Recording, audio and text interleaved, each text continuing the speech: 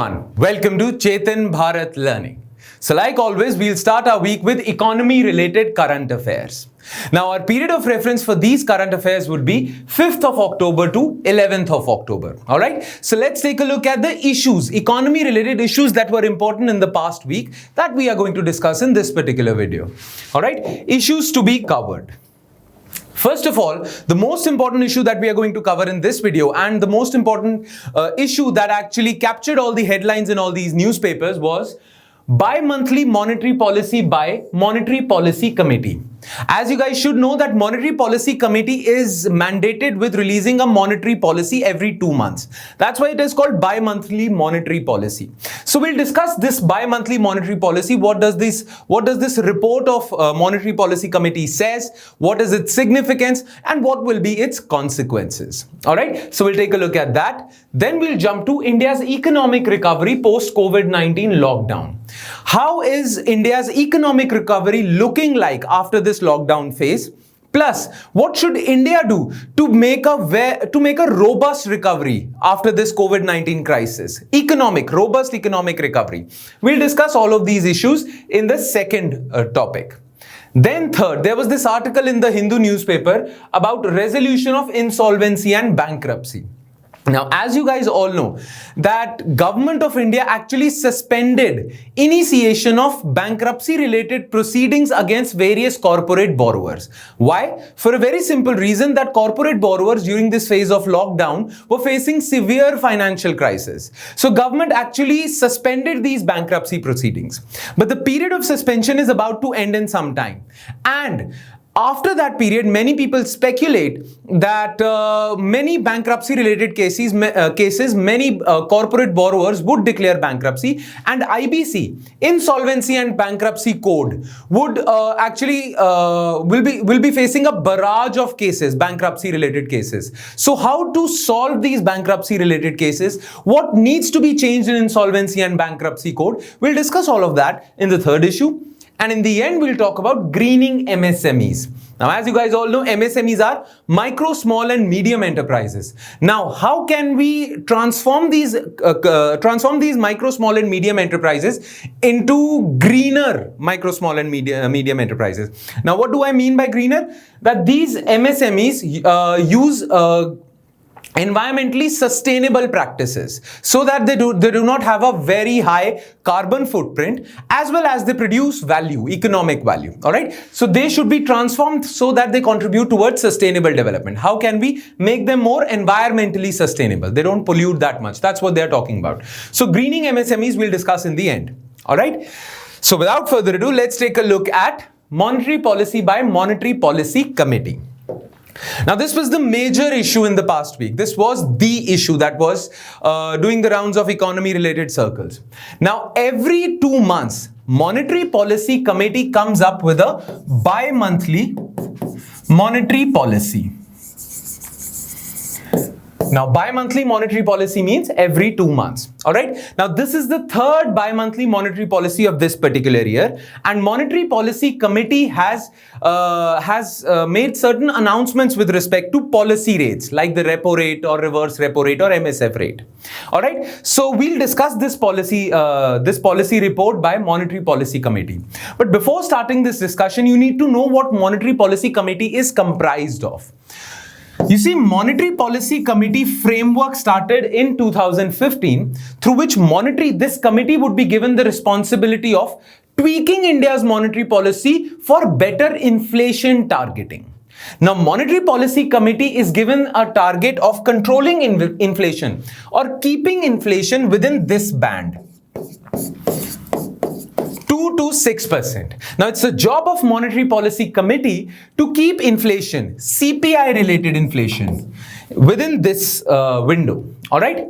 Now, recently it was found that in the June quarter, in the second quarter, inflation, CPI, retail inflation crossed the 6% upper limit. It was around 6.5%. Now, this rung alarm bells in the Monetary Policy Committee, and they had to come up with a monetary policy so that this inflation can be controlled. All right. So this is the context which you need to know about. Now, because this was the main issue in the past week, there were many articles in all the newspapers with respect to Monetary Policy Committee. All right, 3 articles which we are going to discuss in today's video were from Indian Express. Then there is this another publication house, The Print. There was one article, very sensible and very good article, written by Ila Patnaik, who's their economics correspondent in The Print. Anyway, we don't have to discuss all of that. But there was one article in The Print and there were many articles in the Hindu newspaper. Now I have shortlisted these articles because these articles, 3 from Express, 1 from Print, actually covers all that is required for your UPSC preparation. All right. So that is why we are going to discuss. We are going to confine our discussion to these 4 articles only. All right. So let's take a look at the news. The newly constituted Monetary Policy Committee unveiled its 3rd bi-monthly monetary policy of this financial year. All right. This particular, which was released in first 10 days of October, this particular monetary policy, bi-monthly monetary policy, was the 3rd in this financial year. Now, what is the significance of the word newly constituted? Well, as I have told you before, that Monetary Policy Committee consists of 6 members. 3 are from RBI and 3 are appointed by Government of India. Now, these 3 people who are from RBI in Monetary Policy Committee, one is the governor of RBI, then a deputy governor of RBI, and then the 3rd member is an officer appointed by RBI.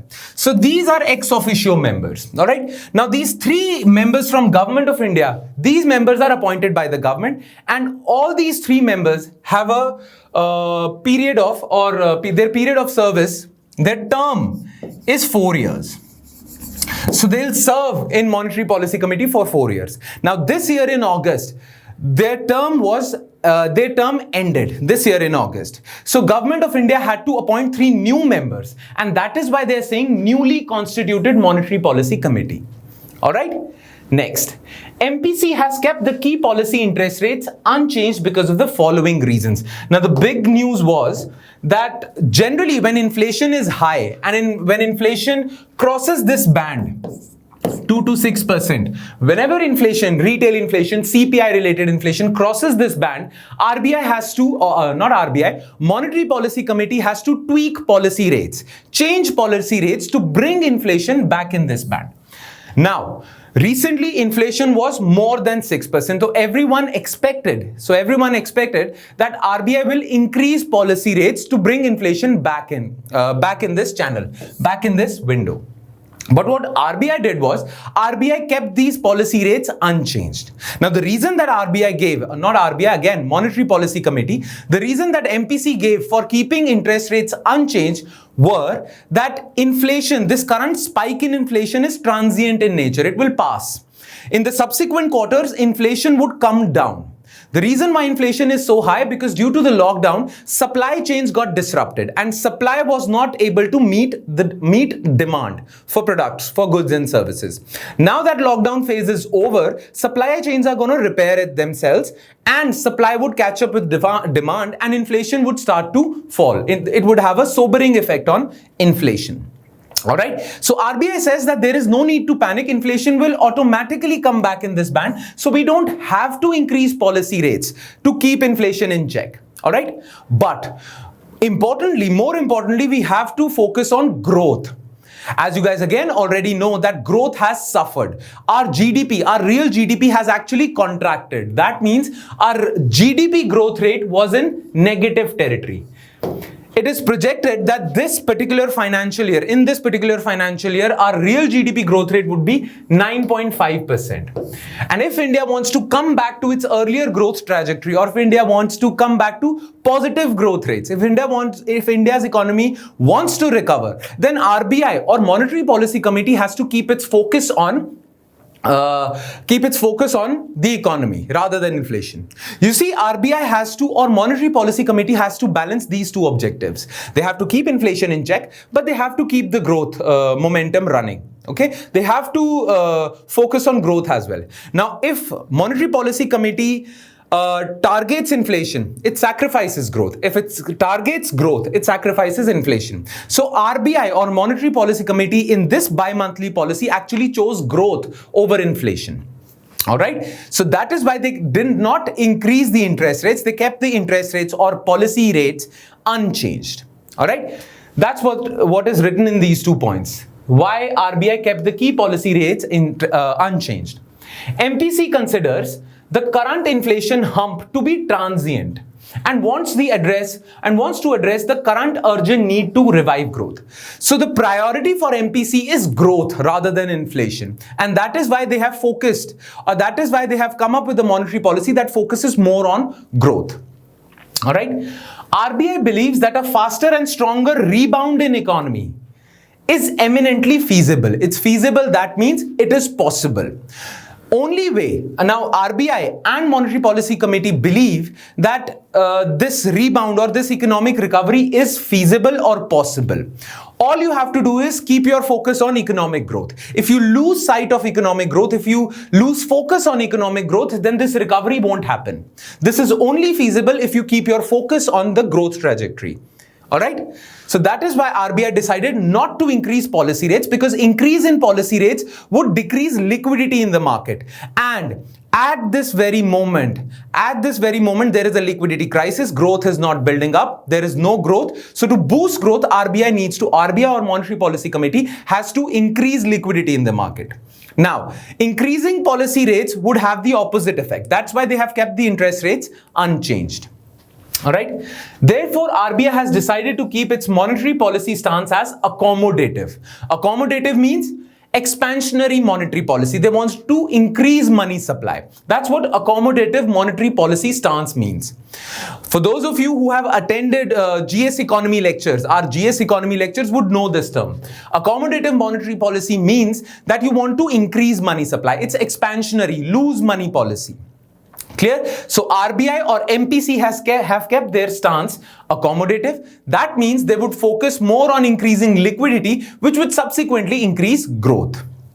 All right. Let's move forward. RBI's projections. Now, RBI plus Monetary Policy Committee in their bi-monthly monetary policy have come out with certain projections with respect to inflation and growth.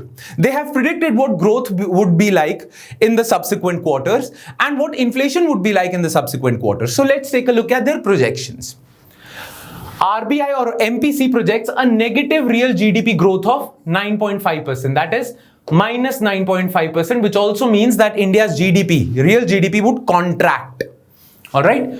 For 2020-21, this financial year, RBI believes real GDP growth for first quarter of 2021-22, that is the next financial year, first quarter of next financial year, RBI projects that India's growth would jump to plus 20.6%. That is, India's first quarter of the next financial year would show a positive growth rate of these many points, 20.6 percentage points. That is quite encouraging. Okay. So RBI believes that India's growth is going to revive only if we focus properly on the growth trajectory. Then RBI Governor Shaktikant Das said the deep contraction of the June quarter of 2020-21, that is this financial year, are behind us. All right. So the dark clouds are behind us. The dark clouds of poor economy are behind us, and we are seeing some silver linings, that is points of or signs of encouragement that our economy will be back on track. All right. Silver linings are visible in the flattening of active caseload curve across the country. Why does RBI believes that India's economy is going to recover? Because they say that COVID-19 cases, the graph of COVID-19 cases is actually flattening. That means in future COVID-19 caseload would decline, and that is a very good sign for our economy, because that means that our economy can open fully and our economy can recover fully, which means our supply chains would recover fully. And it is because of this only that RBI is projecting that because our caseload is declining or flattening, our economy would open more. And when our economy opens more, supply chains are going to repair themselves and supply would increase and inflation would subsequently fall. It would have a sobering effect on inflation. All right. So this is what RBI projects about the growth. RBI projects that the current spike in inflation, which is above RBI's target of 6%, would ease and come closer to the target by fourth quarter of 2020-21. So by the end of this year, this financial year, by the end of I mean, by fourth quarter of this financial year, inflation would come back to this, to its intended levels. All right, it would fall within this bracket. It would come close to 4%. Okay. RBI is hopeful that the supply chains are mending, they are repairing themselves, and this would have a sobering effect on inflation. Clear? Now, just a while back, we talked about accommodative monetary policy stance. Now, there are two other words that you need to be familiar with. You see, whenever Monetary Policy Committee comes out with a monetary policy, all over the country, all the economists all over the country, they generally use these two words: dovish, hawkish. Sometimes they say that MPC's monetary policy is hawkish in nature. MPC's monetary policy is dovish in nature. Now, what do we mean by these two terms? Whenever a monetary policy is more focused on inflation, is aggressive towards inflation, we say that RBI or Monetary Policy Committee have come up or are having a hawkish stance. Hawkish stance means that RBI or the Monetary Policy Committee is aggressive towards controlling inflation, is aggressive towards reducing inflation. Now, how can you reduce inflation? You have to reduce liquidity in the market. And how can you reduce liquidity in the market? By increasing policy rates.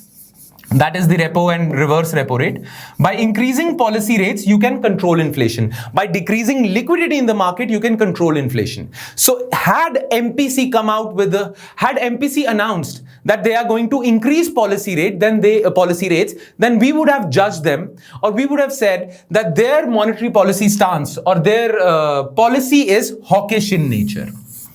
But what do we mean by dovish? Now, dovish means that whenever RBI or Monetary Policy Committee focus more on growth, focus more on increasing growth, focus more on increasing liquidity, and they keep inflation at number 2 in the priority list. All right. Whenever a monetary policy authority or whenever a monetary policy is focused more on increasing liquidity, focused more on increasing growth, and they are less aggressive with respect to inflation, that stance is called dovish stance. Now, the current monetary policy, bi-monthly monetary policy, is dovish in nature. How so? They are focusing more on growth. They have kept policy rates unchanged, but they have taken other steps to increase liquidity. Yes, to increase liquidity, you can reduce policy rates as well. This monetary policy has decided not to reduce policy rates, but they have taken other steps to boost liquidity because their primary focus is growth. And whenever your primary focus is growth, your stance is dovish. Make sense? Now you're familiar with these two terms. By the way, these two terms come from observing nature. Generally, hawks, the apex predator that fly, eagles and hawks, they are considered aggressive. So if a committee is hawkish, that means it is aggressive towards inflation targeting. Dove, I'm not talking about the soap though. Doves are actually birds of peace. They are generally considered in mythology and many cultures. It is considered a bird of peace. So that dovish stance means you're not that aggressive towards inflation targeting. You are more focused on the growth aspect of your economy. All right. So this is what we mean by dovish stance. All right. So this monetary policy, this bi-monthly monetary policy is dovish in nature. All right. Now, what are the other steps taken by Monetary Policy Committee and RBI to increase liquidity in the market? What are the other steps?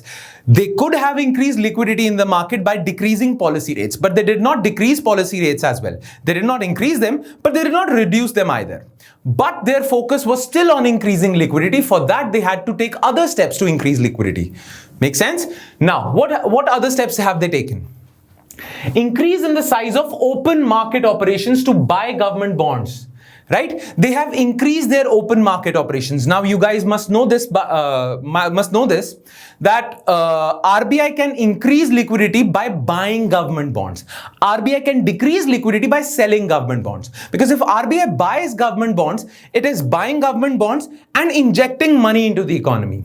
right? Now, all this buying and selling of government bonds is known as, by RBI of course, is known as open market operations. Now, RBI has decided that it would increase its open market operations to the tune of 20,000 crore. That means that RBI would buy government bonds worth 20,000 crore. That means RBI is going to inject 20,000 crore worth of liquidity into the market. Clear? Then next, the held to maturity limits for banks will remain at 22% till March 31st, 2022. Banks have to keep certain government securities till maturity. Now, what do we mean by till maturity? That means if they have bought 91-day treasury bills, they have to keep those treasury bills till 91 days until they redeem those government securities, or until they what do you call it? Those government securities mature. All right. They cannot sell those government securities or government bonds before 91 days. All right. So certain amount of government securities or securities have to be held till maturity. RBI has kept that rate, kept that ceiling to 22%. Okay. So this is again another step to boost liquidity in the market. Then third, RBI for the first time will be conducting open market operations for state government bonds. Now, RBI conducts open market operations for central government bonds. But this time it is believed that it's not just the central government that needs to increase borrowings. Central government, because of high fiscal deficit, central government would increase its fiscal deficit this year. And because of high fiscal deficit, central government needs to borrow more. Right? So RBI is catering to central government's borrowings. But because of GST controversy, GST compensation controversy, states are not going to receive adequate GST compensation. Therefore, they need to borrow. State governments have to also borrow. This is why RBI has decided that it is going to conduct open market operations for state government bonds as well. Why? Because it feels the need that state government also require a liquidity boost or a liquidity push. So to improve liquidity situation within the state government's finances, RBI is providing much needed liquidity into the state government bonds. All right. So that state governments can borrow without increase in interest rates. They don't have to pay much interest rates. That's why RBI is injecting liquidity into the state bond market. Clear? Next, an on-tap targeted long-term repo operations of rupees 1 lakh crore has been announced. Now, what do we mean by that? First of all, you need to understand what are long-term repo operations. You know about repo operations. Now, what are long-term repo operations? Let's suppose this is RBI and this is a scheduled commercial bank. Now, if this bank feels that it has shortage of finances, it has shortage of liquidity, and in long term it is going to face this shortage, it can ask RBI to lend it some money. Now, RBI is going to loan out some money to this particular scheduled commercial bank for a period of 1 to 3 years at repo rate. At interest rate that is going to be equal to repo rate. Okay. Now, these scheduled commercial banks, they have to keep government securities as collateral with RBI. Now, whenever RBI decides to loan a certain amount for a time period between 1 to 3 years in return for a collateral of government securities at interest rates that are equal to repo rates, this entire operation is known as long-term repo operations. All right, long-term repo operations. Now, RBI has decided that it needs to boost or it needs to increase liquidity in the banking system. Because if banking system is facing a liquidity deficit, it would charge a higher interest rate to the borrowers, right? So if RBI injects liquidity into the banking system, then these banks would keep interest rates, loan rates. They would keep loan rates under control, and this would boost borrowings. This would boost liquidity in the entire economy. All right. Now, RBI has decided that it would inject 1 lakh crore through long-term repo operations into the banking system. And that is why they are called targeted, because they have given themselves a target of 1 lakh crore. Now, on-tap means this facility is open throughout the year. There's no specific month or there is no specific window in which banks can apply for long-term repo operations. This facility is open forever, and not forever, but throughout the year. That is why it is called on tap. Whenever banks, scheduled commercial banks, want some money from the RBI for long term, they can get it through these operations. All right? Make sense? Now, let's see why we say that the tone of Monetary Policy Committee is dovish. We have discussed this before, but I have put these reasons, or I have put these points in your notes as well. So I would advise you all to go through these points. They're very simple. These are actually the points that explain why this particular monetary policy is called dovish. The tone of Monetary Policy Committee is dovish, though we have discussed each and everything. Clear? Okay, let's move forward. Let's move to the next topic, economic recovery post-lockdown. Now, there are two articles related to this. The first article in Indian Express talks about the state of economic recovery in our country. It actually talks about some encouraging signs that showcase that India's economy is recovering, right? But this article also points towards some signs that actually tell us that we shouldn't be complacent. There are some signs which are not that encouraging, they are actually discouraging. Okay, though there are many signs that show that India's economy is back on track, but there are some signs that also say that there is no room for complacency, to be precise. All right. So this article will talk about the state of economic recovery as of now. This second article would talk about how we can further improve our economic recovery. What should we do to improve our economic recovery? All right. So we'll talk about both these articles. Okay, so article number 1. Encouraging signs for Indian economy. What are the encouraging signs for Indian economy? Indian exports staged a comeback in September 2021 by growing at 5.27%. Now, Indian exports have increased. That's a very good sign for India's economy. All right. Exports have returned to 98.4% of normal in September. So for example, if India's exports were worth 100 rupees before coronavirus pandemic, now India's exports are 98.4. So it's pretty close. We are back to the normal days, almost back to the normal days. Okay, so this is sign number 1. Though this article says that there are some discouraging signs as well. What are those discouraging signs? Exports have staged a comeback, but imports are still very low. Now, you might think that low imports are good for the economy. After all, exports are considered as injection in your economy, and imports are considered as leakage from your economy, leakage to your economy. But imports actually low imports actually point towards something that we need to be worried about. Whenever an economy is growing, its aggregate demand increases, and whenever aggregate demand for an economy increases, its imports also rise. All right. But currently our imports are very low. That is actually pointing us towards the direction which would make us say that our economy's demand, the aggregate demand levels in our economy are still pretty low. That means our economy is not doing well. If imports rise to their former levels, that would mean that aggregate demand levels have come back to normal and our economy is back on track. But because import levels are down, we are sure that our demand levels are also down, and that's not a very good sign for India's economy. Okay, then there was optimistic news coming from the crucial automobile sector. Most companies showed a jump in sales, including the two-wheeler segment. Now, the four-wheeler segment, various automobile companies like Maruti Suzuki, Mahindra, and all these automobile companies actually showed a jump in their sales. That means demand for automobiles has increased, and demand for two-wheelers has also increased. All right, so that's a good sign. Demand for petrol increased by 2% over September last year. All right, so that's also a good sign. Though demand for diesel has fallen.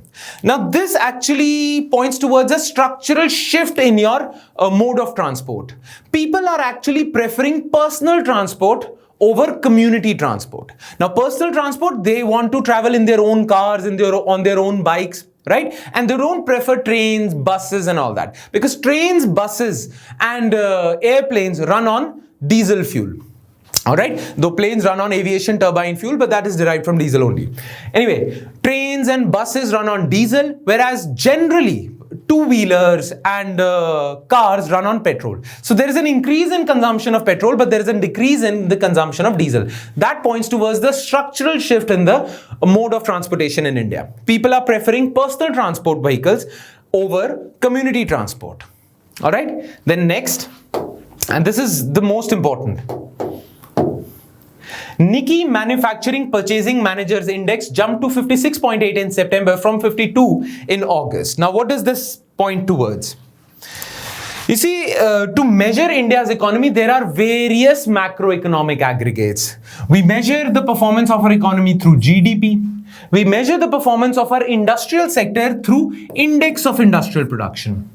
There is this another index that we use to measure the performance of our manufacturing and service sector. This another indicator or index is called Purchasing Managers Index. Now, Purchasing Managers Index is calculated for both manufacturing sector and services sector. All right. Now, in this index, you evaluate the situation in your economy and you assign a particular score. All right. The score generally varies between 0 to 100. If your PMI score is greater than 50, that means your economy is expanding. That's a good sign. If your PMI score is less than 50, that means your economy is contracting. That's a bad sign. All right. Now, recently, Nikkei India, that's a consultancy firm, released manufacturing PMI. All right. And it said that India's PMI index jumped to 56.8% from 52. Purchasing Managers Index for manufacturing sector was 52 back in August. Now it has jumped to 56.8. That's a very good sign. That means our economy is expanding. It was expanding in August also, but it is expanding at a higher rate in September. So that's a very good sign. All right. Though we'll discuss Purchasing Managers Index in more detail in our subsequent GS Economy lectures. The topic of industry in our lectures would actually have Purchasing Managers Index. We would discuss this in detail. For now, to understand this particular news, you need to know only this much information. That what is Purchasing Managers Index? It is calculated for manufacturing and services sector. And generally, what is the score? I mean, what is the range between which your PMI score lies? All right, 0 to 100. More than 50, that means your economy is expanding. Less than 50, that means your economy is contracting. All right. Now, these two graphs are actually, one is called Nomura India Business Resumption Index. They are actually checking how our economy is recovering. And there is this another SBI Business Activity Index. Okay. Both of these indices actually point towards slowing of economic activity in the month of September itself. They say that the month of September started off well as compared to August. Economic activity happened way better than August. There were signs of improvement. Economic activity did increase and did skyrocket. But by the end of September, it started to plateau again. Which means that this economic recovery, we'll have to wait and watch. This economic recovery cannot be or may not be long term. Maybe it's just a spike in economic recovery and our economic recovery would fall again, or our economic growth would fall again. That's what they say. They have come up with their own graphs. You can see that from June to August, economic recovery happened. All right, there was growth. From August to 13th of September, there was a spike in growth. But from 13th September to 27th September, growth actually stopped and it decreased. All right. Same is the case with SBI Business Activity Index. You can see that back in March, April, our economy tanked. But after that, when unlock phase 1, unlock phase 2 started, our economy started to come back to normal. And from August to September, we showed a spike.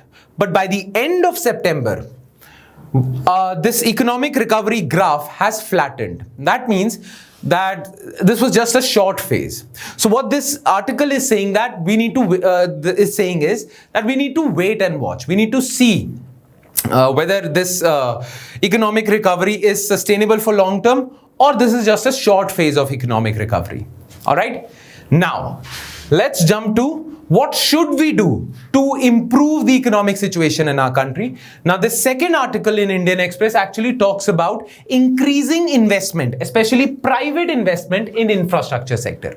Now, why this particular article is arguing for increasing private investment in infrastructure? Because infrastructure is crucial for any economy. Infrastructure actually forms the backbone of your economy. Without roads, without bridges, without electricity, without water supply, without housing, without urban infrastructure, no economic activity can take place. So for an efficient economy, if you want your economic activities to be efficient, you require a durable and efficient infrastructure that would form the base of your economic structure. All right. Now, durable infrastructure is key to the formation of robust economy that caters to the economic needs of all. Now, to improve the state of infrastructure in our country, we require a lot of money to be pumped in the infrastructure sector. We require a lot of finance to be invested in infrastructure sector. Economic Survey 2017-18 has assessed India's infrastructure financing needs to be $4.5 trillion by 2040. All right. So we require a lot of infrastructure finance to keep our economy on healthy levels. All right. This huge demand for infrastructure financing is catered to by encouraging private investors to collaborate with government through public-private partnerships. All right. Now, public-private partnerships, popularly known as PPP, is a mechanism through which both government, that is the public sector, and private sector collaborate to build durable infrastructure assets like roads, bridges, grid, electricity grid, and all that stuff. All right. So public, that is the government, and private parties collaborate. They bring in their own finances. They bring in their own experts, okay, to collaborate. Currently, the quantum of private financing flowing into the infrastructure sector has ebbed. That means ebbed to around 20% of the total funding due to the following reasons. Now, why has private investment in infrastructure has decreased to 20%? Why? There are three reasons given for that. Crisis in the NBFC sector. You see, NBFC sector, non-banking finance companies, were actually instrumental towards providing finance for infrastructures. All right. Now, there was this crisis. We have talked about this crisis in the banking sector topic of our GS economy lectures.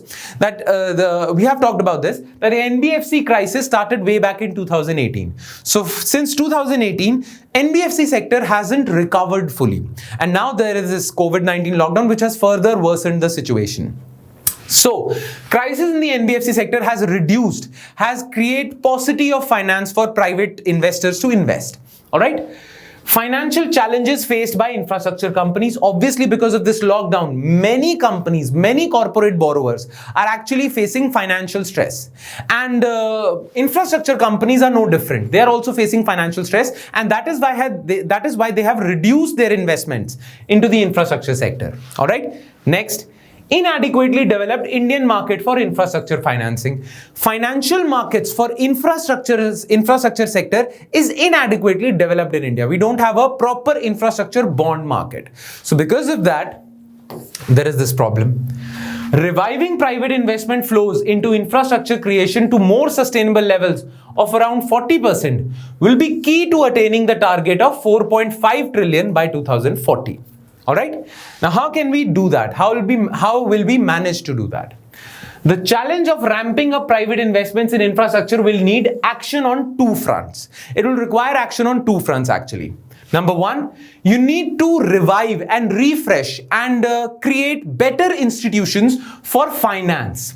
You need to improve your NBFC sector. You need to improve your banking sector for improving state of finance with respect to infrastructure sector. So refreshing institutions and policies for channeling finance. Second, which is more important, A stable, durable, and empowering ecosystem for private players to partner with government entities in the task of infrastructure creation. You need a better ecosystem for PPP projects to flourish. The current models of PPP are not sustainable and are not that efficient. So you need to reform the PPP ecosystem so that private players are incentivized towards investing in infrastructure projects. All right. Now, Government of India actually saw this. Government of India saw the inefficiencies in PPP models way back in 2015, and to improve the PPP ecosystem, it actually constituted a committee called Vijay Kelkar Committee. Now, Vijay Kelkar Committee gave certain recommendations. Those recommendations haven't been applied fully till now, but still, these recommendations given by Vijay Kelkar Committee way back in 2015 need to be seriously looked upon, right? Because following these recommendations can be instrumental in improving the PPP ecosystem. Now, what were these recommendations that Vijay Kelkar Committee actually talked about or recommended, and what are the recommendations given by the author of this particular article? Okay, let's take a look at that. What should be done? Amendment of Prevention of Corruption Act. You see, currently bureaucrats are scared of providing incentives to the private sector. While negotiating PPP contracts, they are actually scared to provide incentives to the private sector. Why? Because they think that prosecutors of Prevention of Corruption Act, lawyers who prosecute you under Prevention of Corruption Act, would see it as a favor, would see it as a situation of quid pro quo. All right. So that is why, because of the fear of prosecutions, bureaucrats do not provide adequate incentives to the private sector. And that is why private sector or private investors are discouraged to put their money into the infrastructure sector. So we need to amend Prevention of Corruption Act. All right, so that we provide enough safe space of negotiation to bureaucrats so that they can adequately take risks and incentivize the private sector to deliver on infrastructure projects. All right, then there are these other recommendations that you can read from the notes itself. There is no point in discussing because they're very easy to read and you'll understand them instantly while reading this. Okay, so go through these recommendations, what should be done in your notes. All right, okay, let's move on to the next topic. Yeah, by the way, I gave, in the second article, there was this nice paragraph at the end of the article that I found. You can write this, you can use this article in your conclusion, in the conclusion of your mains type answers. All right. So these points, the conclusion of this article could be very useful for you. You can use this conclusion in your mains answer as well. So you can find this conclusion in your notes also. I have kept a screenshot and I have put that screenshot in your notes. Then next, yeah. Resolution of insolvency. Now, insolvency resolution is very important. Why? Because they feel that, okay, let me tell you this way. Resolution of insolvency, news related to resolution of insolvency came in two newspapers, Hindu, one article in Hindu and one article in Indian Express. Now, both these articles actually talk about how IBC, Insolvency and Bankruptcy Code, actually improved the business climate, ease of doing business situation in India. So first of all, they talk about the merits of current Insolvency and Bankruptcy Code and how we have benefited as an economy from this code. All right. Then they talk about that because of COVID-19 lockdown and because many corporate borrowers are going through financial stress, many corporate borrowers, many among them would declare bankruptcy, and therefore there would be a barrage of cases that would lie in NCLT. It's a tribunal that handles bankruptcy cases. There will be a barrage of bankruptcy related cases, and therefore you need to tweak certain provisions. You need to change certain provisions or make certain reforms with respect to Insolvency and Bankruptcy Code so as to better resolve bankruptcy which actually arrived due to this lockdown, this pandemic. All right, so let's start. The Prime Minister credited reforms like GST, IBC and other structural reforms for a surge in foreign direct investment into India to the tune of 74.5 billion. The Prime Minister actually said that in 2019-20, FDI, foreign direct investment, increased in India. Now, the reason for that increase was that back in 2016, Government of India conducted certain structural reforms that improved the business climate in India, and hence foreign investors are encouraged to invest in India. Okay, these structural reforms were GST, IBC, and many more. IBC has been a far-ranging and structurally significant reform that has transformed insolvency resolution in India. So it is a game changer. It has improved ease of doing business climate radically. Okay? Replacing a rather ineffective bankruptcy law regime, the previous bankruptcy law regime, the previous regime of resolving bankruptcy cases was quite inefficient. So after the arrival of IBC onto the Indian economic scene, after the arrival of IBC, our bankruptcy proceedings have become more efficient. That's what this point is trying to explain. Replacing a rather inefficient bankruptcy law regime, the IBC has focused on time-bound resolution rather than liquidation as an empowering tool to support companies falling within its ambit. Now, in the previous regime, bankruptcy cases could be resolved through two ways. Suppose there is this corporate borrower and he received loans from various banks. All these banks, and now let's suppose this corporate borrower has declared bankruptcy. Now all these banks who have loaned some money to this corporate borrower want their money back.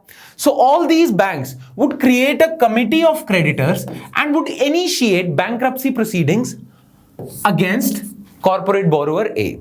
Now there are two ways through which banks would get their money back. One process is called resolution. What happens under resolution? Under this process, what happens is you hire an insolvency professional and he actually takes over the company, changes the management, financially turns around this company and allows this company to get back on its feet, and hence this company is able to pay back to its lenders. All right. This process is known as resolution. There is this another process through which banks used to get their money. That is called liquidation. Now, what is liquidation? Take control of all the assets of this company and sell it in the market. Okay? The money you get is the money you recover. Okay? That's a very simple thing. Just sell all the assets this company possessed and recover as much amount as possible. That's what you'll get through liquidation. Now every economist believes that resolution is a better, superior way of resolving bankruptcy than liquidation. Now, the current IBC regime focuses more towards resolution. The previous regime, the previous bankruptcy resolution regime focused more on liquidation. And hence, IBC is superior to the previous regime, all right? Because it focuses more on resolution. Clear? Its core implication has been to allow credit to flow more freely to and within India while promoting investor and investee confidence, okay? If bankruptcy proceedings happen quickly, and if through bankruptcy proceedings, these banks would recover a larger amount. If these banks could recover significant amount of money from these bankruptcy proceedings, then faith of these investors and these bankers would be more on the bankruptcy system, and they would feel more secure towards lending money to borrowers. All right, and that's what we want. We want investors to feel secure. If they don't feel secure, then they won't invest that much. All right, and ease of doing business in India would fall as a result of that. So yeah. Now, recently, Ministry of Corporate Affairs came out with a report in which it highlighted the advantages that we received due to enactment of IBC, Insolvency and Bankruptcy Code. Ministry of Corporate Affairs, in its year-end summary press release, mentioned the successes of IBC. These were rapid rise in ease of doing business rankings. True, very good. Now, ease of doing business index or ease of doing business score or rankings are calculated on the basis of 10 indicators. One of those indicators is resolving insolvency. Now, in that indicator, by comparing India's results within this indicator only, okay, according to the Resolving Insolvency Index, India's ranking improved to 52 in 2019 as compared to 108 in 2018. So India took a jump of 56 places. That is unprecedented. That is brilliant, absolutely brilliant. That shows you that how radical IBC was, how radical a reform IBC was. The recovery rate improved nearly threefold, from 26.5% to 71.6%. That means earlier banks were able to recover on average only 26.5% of the money they had lent to a borrower. Now they are able to recover 71.6%. That's a very good thing. Okay. Overall time taken in recovery also improved nearly 3 times, coming down from 4.3 years to 1.6 years. Earlier, on average, it used to take 4.3 years for a bankruptcy case to resolve. Okay, our courts were that inefficient. Now it only takes 1.6 years. Why? Because IBC introduced legal clarity. It has introduced legal simplification, and that's why bankruptcy cases take lesser time now to resolve themselves. Okay? Yeah. Now, what do we need now? We need to further improve upon IBC. So this particular article gives you certain recommendations how IBC has functioned well for quite some time, how it can further improve, how we can further make our bankruptcy proceedings more efficient. So this is what is written in these points. These points are actually points are actually authors' views on how to further improve IBC. Okay, so he talks about all these things. You can read all these things. I've mentioned all these things in the notes itself. We won't waste time in talking about these things. Okay, you can easily read them and you can easily understand them. Okay, so just give a brief reading to these points in your notes after this lecture, of course. What should be done? Again, same points. All right, now this is again a very good conclusion that you can use in your IBC related mains type questions. Okay, please give it a reading in your notes again. Okay, now we jump to our last topic, which is greening MSMEs. Now, this particular article argues that we need to transform our MSME sector into more sustainable. We need to encourage people in MSME sectors or owner of MSME units to adopt sustainable, environmentally sustainable policies, to adopt green business processes. All right, that's what this article focuses on. First of all, this article tells you about the significance of MSMEs, that how MSMEs are crucial for India. Significance of MSMEs. I'm sorry. Yeah.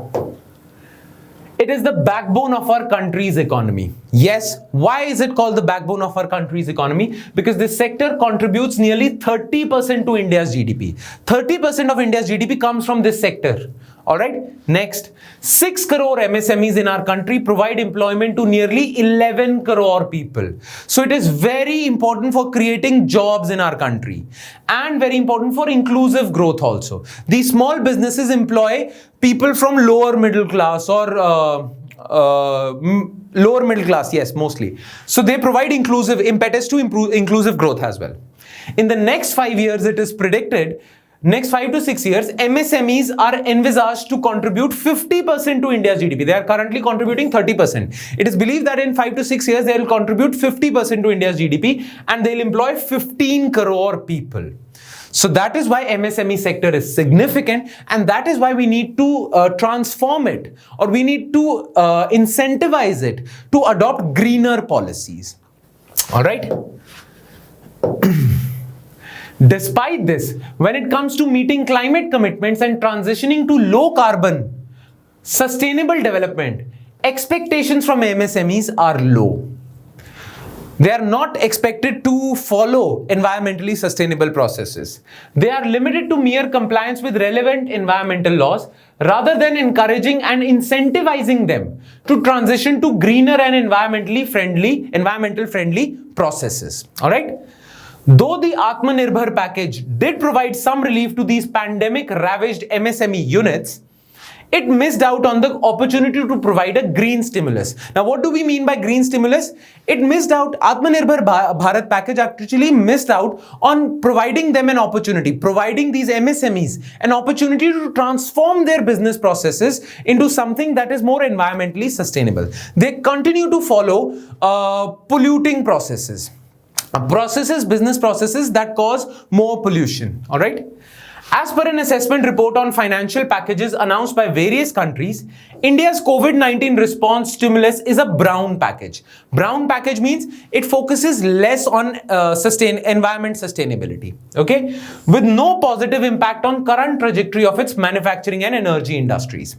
In comparison, countries such as South Korea, Germany, France, etc. have a net green fiscal stimulus. Our fiscal stimulus through Atmanirbhar package is considered a brown package or brown fiscal stimulus. Why? Because it didn't care about sustainable development, or it didn't care about environmental friendly or changing business to an environmentally friendly or environmentally sustainable business practices. It did not incentivize companies to transform themselves into a green, or it did not provide enough incentive to transform Indian economy into a green economy. Okay, that's why it is called a brown. It didn't focus on environment or green policies, whereas these countries actually provided fiscal stimulus, but they tried to incentivize their economy to transform itself into a green economy. All right, that's why their fiscal stimulus is called a green fiscal stimulus. Why is green transition of MSME important? Why do we feel that MSMEs should be transformed into green MSMEs? Green sectors such as renewable energy and energy efficiency create more jobs than fossil fuel industries. Okay, so it will improve the employment scenario in India. A 2017 study by University of Massachusetts estimates that a 1 million rupees investment in renewable energy creates more than 7 jobs vis-a-vis just 2.65 jobs in fossil fuel industry. All right, then next. An MSME-led green transition can create millions of additional jobs in the country at lower additional cost than the larger industries. Plus, there are many more recommendations, there are many more points that would justify or that would showcase the importance of transforming MSME sector into green MSMEs. All right. Now, I would want you guys to read this also in your notes. It is again very simple. Okay. Yeah, all these points. Give them a reading. Okay, so yeah, that's about it. So that's it from my side, guys. I hope you enjoyed the lecture. I hope you understood various concepts that were talked about in this lecture. If you still have doubts, if you still didn't understand some points, then please write to us those doubts, those points. I'll be happy to clear them all. All right. So that's it from my side, guys. I'll see you next time with more stuff. Thank you.